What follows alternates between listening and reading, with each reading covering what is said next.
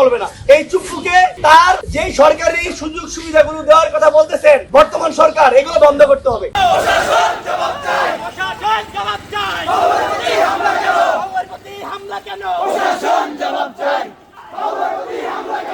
হাফিজুল ইসলাম বাবু, ওনার সন্দেহ হতেই উনি জিজ্ঞেস করতেছে ওনারা কে, সুজন দেখো তো। বাবু ভাই জিজ্ঞেস করতেছে সুজন দেখো তো। এর মধ্যেই এই কথা জিজ্ঞেস করতে করতেও 3 থেকে 4 জন অস্ত্রধারী মনে করেন যে মানে একজনের হাতে 2 গান আর একজনের হাতে 1 গান মানে গুলি করে, মানে আমাদের ইসুফ সামনে গেছে, ইসুফের ঠেকায় 1 পিস গুলি করছে, আর 1 পিস বাবু ভাই মানে করছে। বাবু ভাই হয়তো বাবু ভাই 12 হাত দূরে ছিল, সে সাইডে লাফ দিছে। ঘটনা 11টা 10-এ, ঠিক 11টা 10-এ। বাবু ভাই যেখানে মানুষের কথা শুনে সবাই আসে তার সাথে দেখা করার জন্য, নাগরিক সেবা প্রদান করে, সবাই এইখানেই আসে তার সাথে কথা বলার জন্য। ওনার বাসার সামনে এই ঘটনা, শিবলক 2 নম্বর রোড। তারপর তো ইতিমধ্যে আমাদের মামুন কি করছে, বেঞ্চ নিয়ে আর কি একটাকে বাড়ি দিয়ে ফেলে দেয়, অস্ত্রধারী, অস্ত্রসহ একজনকে আমরা আলহামদুলিল্লাহ আটক করতে পেরেছি। কিন্তু আমাদের সহযোদ্ধা ইউসুফ ইতিমধ্যে হসপিটালে ঢাকা মেডিকেলে ইন্তেকাল করেছেন। আমি পাশে ছিলাম, এখনো চিনি নাই। থানা পুলিশের কাছে একজনকে হস্তান্তর করছি অস্ত্রধারী, অস্ত্র সহকারে। মাননীয় প্রধানমন্ত্রী জনাব তারেক রহমান এবং স্বরাষ্ট্রমন্ত্রীর কাছে আমরা প্রতিকার চাই। এরকম দিন দিন প্রতিনিয়ত বিএনপির কর্মীরা গুলিবিদ্ধ হচ্ছে, জুলাই যোদ্ধারা, এর প্রতিকার কি?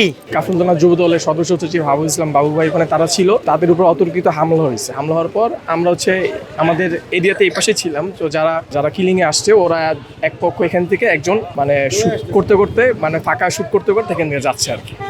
তো আমরা এখানে বাসা থেকে বেরিয়েছি, আমরা এখানে যারা সবজি আল্লাহ, আমরা যারা এলাকার স্থানীয়, মনে করছি হয়তো কোনো চোট ঠোর। পরে যখন দেখতেছি যে অস্ত্র নিয়ে যাচ্ছে, পরে আমরা এলাকার এখানে আমাদের বন্ধু বান্ধব, তারপর এলাকার যারা আছে এখানে, আমরা পরবর্তী ওকে আমরা ধাওয়া দিই ওখানে ধরতে সক্ষম হই। মানে আমরা যতটুকু আনুমানিক করলাম, শুনতে পারলাম যে 3 জন না 4 জন আসছে, 2 জন ওখান থেকে চলে গেছে, একজন আমাদের এই রোড থেকে আসছে। তো এই রোড থেকে আসার পরে আমরা যে 3-4 জন এখানে ধরার পরে ওর সাথে আমরা অস্ত্র পাই, অস্ত্রটা আমরা আলাদা করে রাখি, দেন ওটা সেফে রাখি যেন প্রশাসন এসে এটার তদন্ত করে বের করতে পারে যেন কে হামলা করছে। আমাদের এই এলাকার বড় ভাই 2 জন গুলিবিদ্ধ হয়েছে, 2 জনই এখন ঢাকা মেডিকেলে আছে। হাফিজুল ইসলাম বাবু, ওর কিছু বন্ধু বান্ধব ছিল আর সাথে আমিও ছিলাম। তো এইখানে আমরা যেখানে রেগুলার আড্ডা দেয় আর কি, অবসর সময়টা আমরা আড্ডা দেই। সময়টা আনুমানিক 11টার কিছু পরে। এটা আমাদের ওই সময় 11টার এই সময়টা আসলে এলাকার পরিচিত লোক ছাড়া সাধারণত কেউ ঘুরে না। তো বেশ কিছুক্ষণ ধরে কিছু প্রতিবেশী সন্দেহ করলো যে অপরিচিত ছেলে ঘুরতেছে, বেশ কয়েকবার এদিক দিয়ে ঘুরতেছে। তো রেগুলার যারা চলে আমরা সবাইই চিনি এইখানে, প্রতিবেশী সবাই। তো হঠাৎ করে কেউ বলতেছিল ভাইয়া এটা অপরিচিত লাগে, একটু আপনাকে দেখবো। তা আমরা বললাম যে অবশ্যই দেখো, কথা বলো। আচ্ছা, এই কথা বলতে গিয়ে এই কথার সাথে সাথে যখনই বললো আমি আসলাম, ওদের পিছে পিছে ওরা দৌড়ে যাচ্ছে, আমি হাইটা যাচ্ছি। অ্যাট দ্যাট টাইমে ওরা ডাকতেছে, শুনতেছে না। 3টা ছেলে আর কি, 3টা 5 ফুট গ্যাপে আগে পিছে। তো ডাকতেছে, শুনতেছে না। তখনই সন্দেহটা আরো জোরালো হওয়ার পরে দৌড়ায় সামনে গিয়ে আটকাইলো। আটকানোর সাথে সাথে পিছন থেকেও গেল, সামনে থেকেও গেল। আমরা ওই অ্যাট দ্যাট টাইমে আমি 10 ফুট ডিস্টেন্সে গিয়ে দাঁড়াইলাম। ও কি করে, ওরা কথা বলতেছে, আমি শুনতেছি। এই শুনতে ওরা বাকবিতণ্ডায় ছড়াইলো 10 নম্বর থেকে। কেন কি হইছে? তো কি হইছে মানে দাঁড়ায় থাকতে চাচ্ছে না, ছুটাছুটি করে মানে চলে যেতে চাচ্ছে। তো এরকম আচরণ দেখে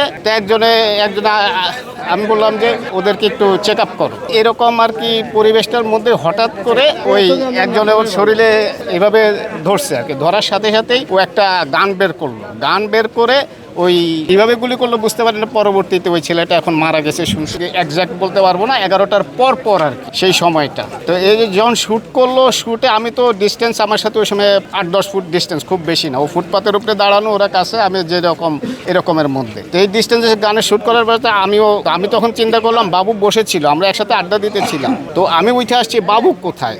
ওই যে ওকে গুলি করছে আরেকটা পথচারী, ওইটা আমি দেখি নাই। পরবর্তীতে শুনছি যে সে বেশ কয়েক রাউন্ড গুলি করছে। তো একটা আমি ওইটাকে চিনতে পারি নাই, পরিচয় শুনতে পারি নাই। কিন্তু যে গুলি করছে সেটা আমাদের সঙ্গী ছিল আর কি, যুব দলের কর্মী ছিল, আমাদের বেশ ঘনিষ্ঠ ছিল আর কি, অত্যন্ত ভালো একটা ছেলে ছিল। মারা গেছে। তো আরেকটা যে ওইটা নাকি অপরিচিত পথচারী। এখন কে পরিচয় আমি এখনো জানতে পারিনি, কোনো ক্লুই ধরতে পারতেছি না। এইটা আমরা পুলিশে আসছে গেছে, এটা উপরে ওরা ইনভেস্টিগেশন করবে। আমাদের অনেক ধরনের আমরা আসলে ক্লিয়ার করে যে বলবো এইটা আমি বুঝতেছি না এখনো। আমি আসলে অনেক মানে ট্রমার মধ্যেই বলতে পারেন, কথাবার্তা বলতেছি বা কী করতেছি এটা ক্লিয়ার।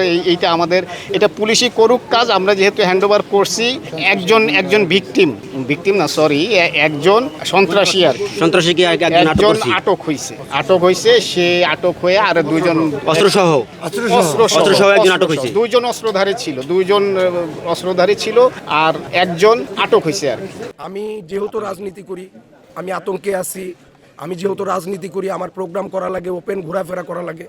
আমার এই ঢাকা মহানগরের সদস্য সচিব, আমার লিডার সাজ্জাদুল মিরাজ ভাই আছে। আমি ভাইয়াদের সাথেও কথা বলেছি, আমাকে যেন অন্তত একটু সেফটির ব্যবস্থা করা হয়। হয়তো বর্তমান রাষ্ট্রের যে স্বরাষ্ট্রমন্ত্রী আছে এবং আমাদের যেই বিএনপির চেয়ারম্যান, গণপ্রজাতন্ত্রী বাংলাদেশ সরকারের প্রধানমন্ত্রী জনাব তারেক রহমান, আমি বিনীতভাবে অনুরোধ জানাবো, আমাদেরকে 5 তারিখের আগে এই দেশে কেউ মারতে পারে নাই, কিন্তু 5 তারিখের পরে আমরা একে একে, কিছুদিন আগে আপনারা অবগত আছেন, পল্লবীর সদস্য সচিব কিবরিয়া ভাইকে হত্যা করা হইলো।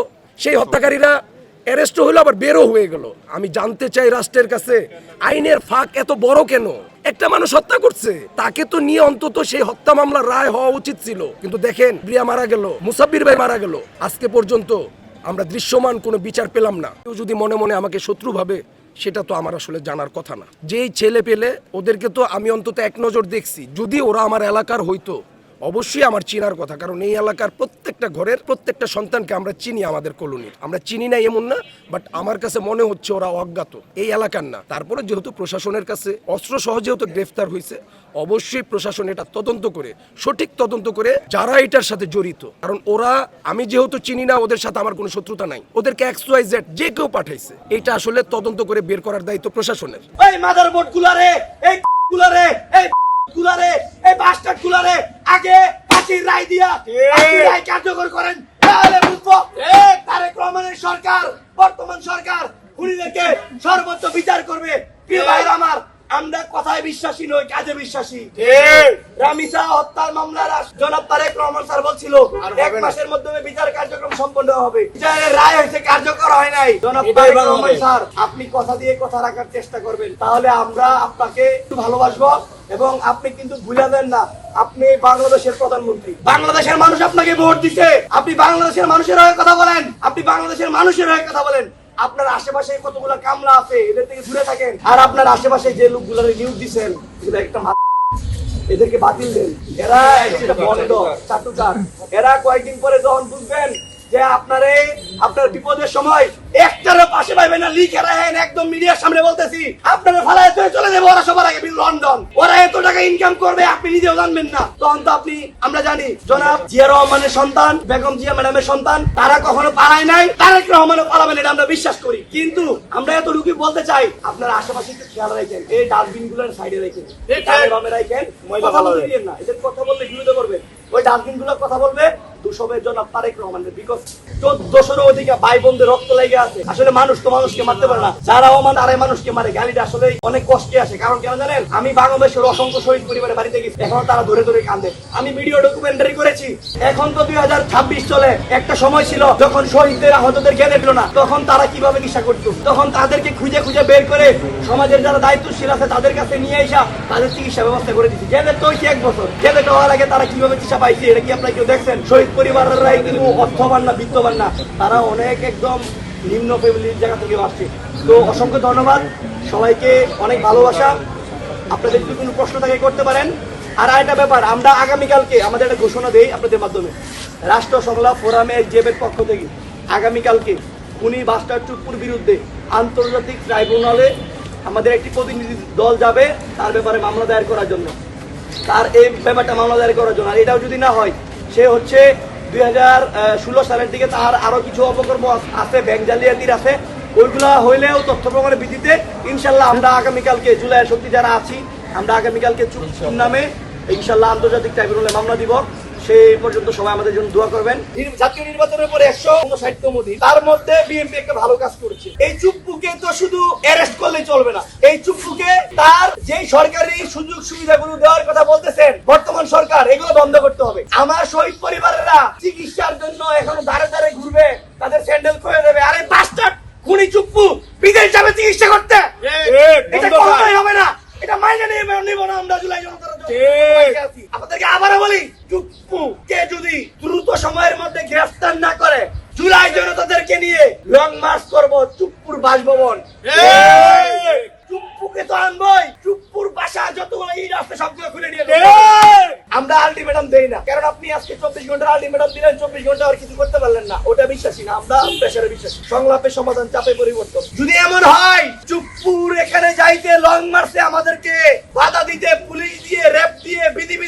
সেনা মোতায়েন করে আমাদের থামাতে চান, আমরা যারা জুলাই আন্দোলনের সৈনিক এখনো বেঁচে আছি, মনে রাখবেন বিপ্লবীদেরকে থামাইতে পারবেন না।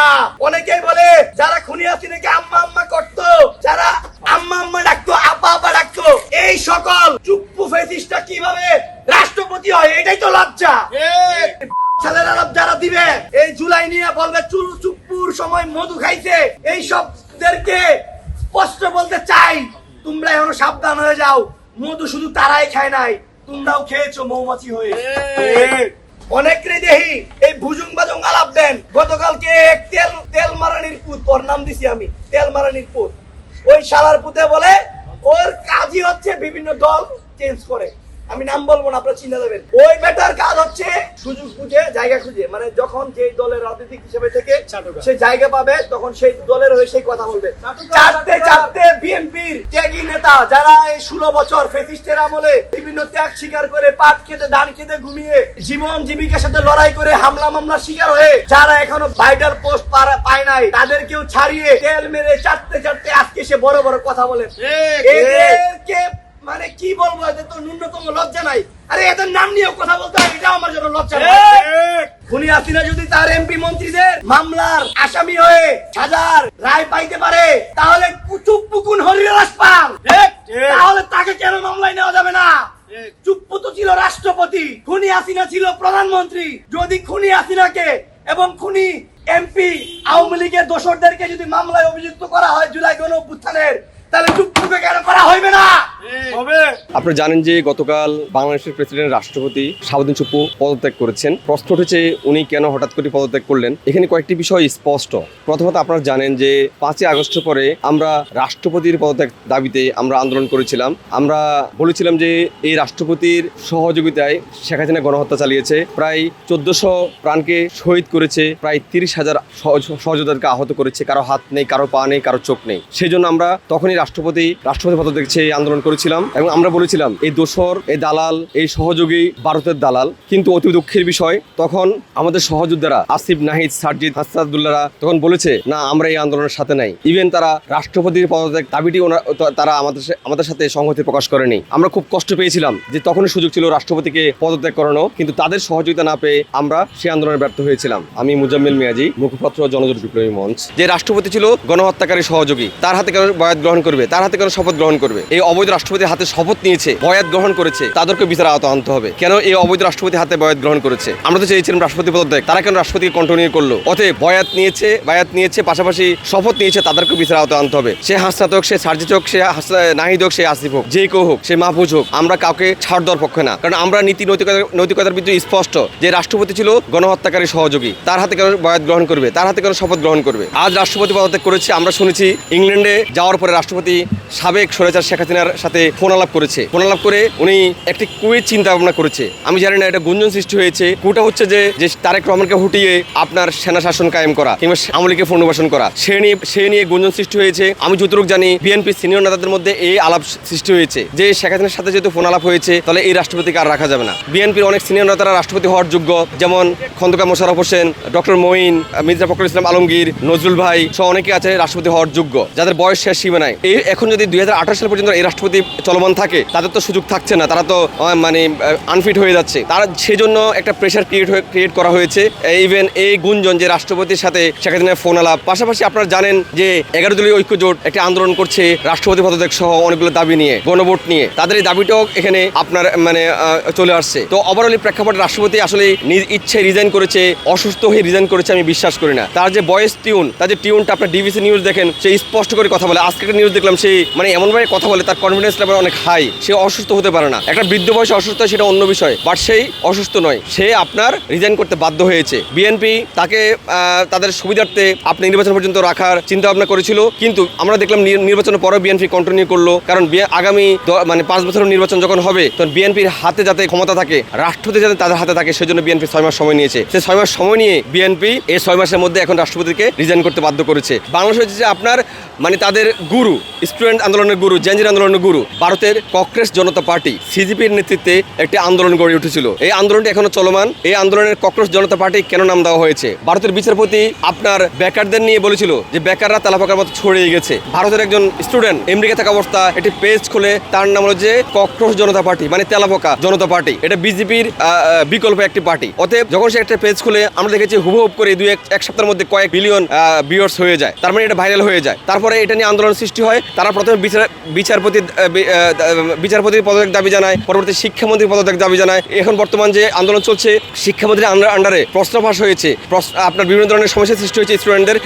এই দাবিতে তারা আন্দোলন করে, অর্থাৎ শিক্ষামন্ত্রীর পদত্যাগ দাবি করে। আমি অবগত করে রাখি, আপনারা জানেন যে এই জেনজির এই আন্দোলনটি মূলত, যদি আপনি জেনজির আন্দোলন আপনার ইন্ডিকেট করেন, তাহলে বাংলাদেশ ইজ দ্য মানে প্রিমিয়াম ভার্সন। বাংলাদেশের প্রিমিয়াম ভার্সন। বাংলাদেশ হচ্ছে আপনার মানে তাদের গুরু, স্টুডেন্ট আন্দোলনের গুরু, জেনজির আন্দোলনের গুরু। বাংলাদেশ থেকে উৎস হয়ে আপনারা দেখেছেন নেপাল আন্দোলন করেছে, মিশর আন্দোলন করেছে, পাকিস্তান আন্দোলন করেছে, ইভেন বর্তমানে ইন্ডিয়া আন্দোলন চলছে। আমরা দেখেছি যে তাদের যে স্লোগানগুলো ছিল, এই স্লোগানগুলোর সাথে আমাদের অনেক স্লোগান মিল আছে। তাদের আন্দোলনের গতিগুলো, আন্দোলনের যে মুভমেন্টগুলো ছিল, মুভমেন্টের সাথে আমাদের মিল আছে। যেমন তারা কিন্তু ইনকালাব জিন্দাবাদ দিয়ে আন্দোলন শুরু করেছে। তারা বলেছে কি গোলামিনা আজাদি আজাদি আজাদি। তারা বলেছে কি মোদি হটাও দেশ বাঁচাও। আমরা বলেছি শেখ হাসিনা হটাও দেশ বাঁচাও। তারা বলেছে যে student power is the big পাওয়ার। আমরা বলেছি student power is the big পাওয়ার। তারা বলছে যে আপনার শিক্ষার সিস্টেমের সংস্কার প্রয়োজন, রিফর্ম প্রয়োজন।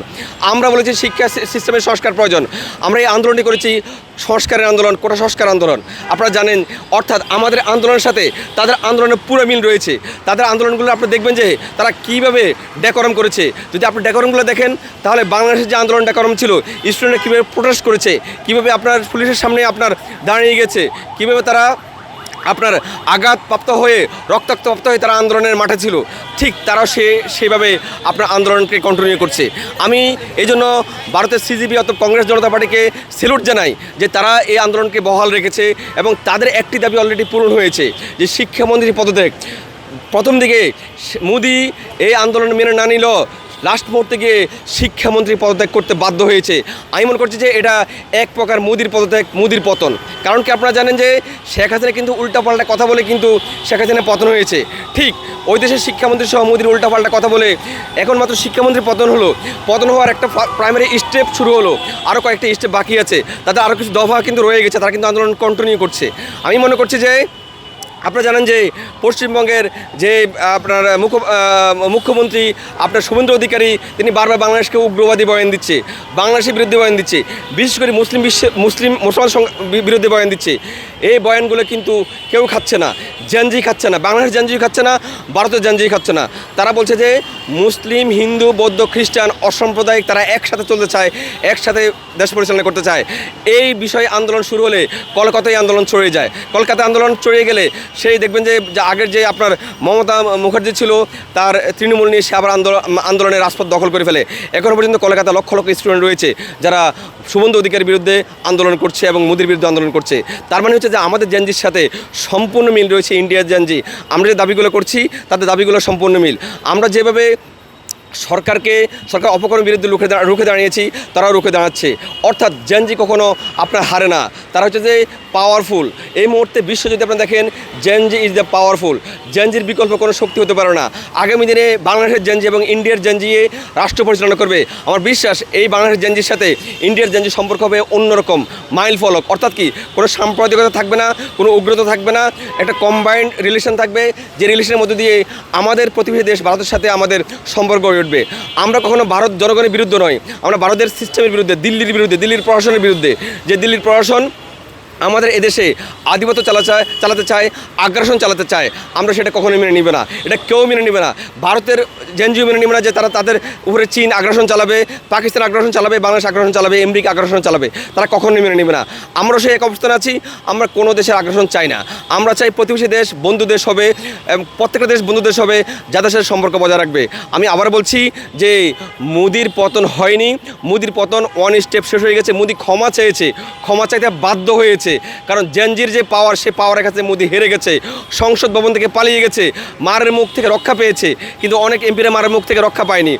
পুলিশ মানে পিছিয়ে পড়েছে, পুলিশও কন্ট্রোল করতে পারছে না, সেনাবাহিনী কন্ট্রোল করতে পারছে না। তার মানে মোদি পতনের প্রথম স্টেপ শিক্ষামন্ত্রী ধর্মেন্দ্র অধিকারীর পদত্যাগের মধ্যে শুরু হয়েছে। আমি মনে করছি এই আন্দোলনটি কন্টিনিউ চলবে, এই আন্দোলনের শেষ পরিণত হবে মোদির পদত্যাগ, আর কিছুই নয়। আমি প্রত্যাশা করছি ভারতের সিজেপি এবং কংগ্রেস পার্টি সফল হবে। বাংলাদেশের পক্ষ থেকে, বাংলাদেশ জনজোট বিপ্লবী মঞ্চের পক্ষ থেকে আমি সংহতি প্রকাশ করছি, আশা করি সফল হবে এবং তাদের সাথে আমাদের একটি ভালো রিলেশন হবে ইনশাআল্লাহ।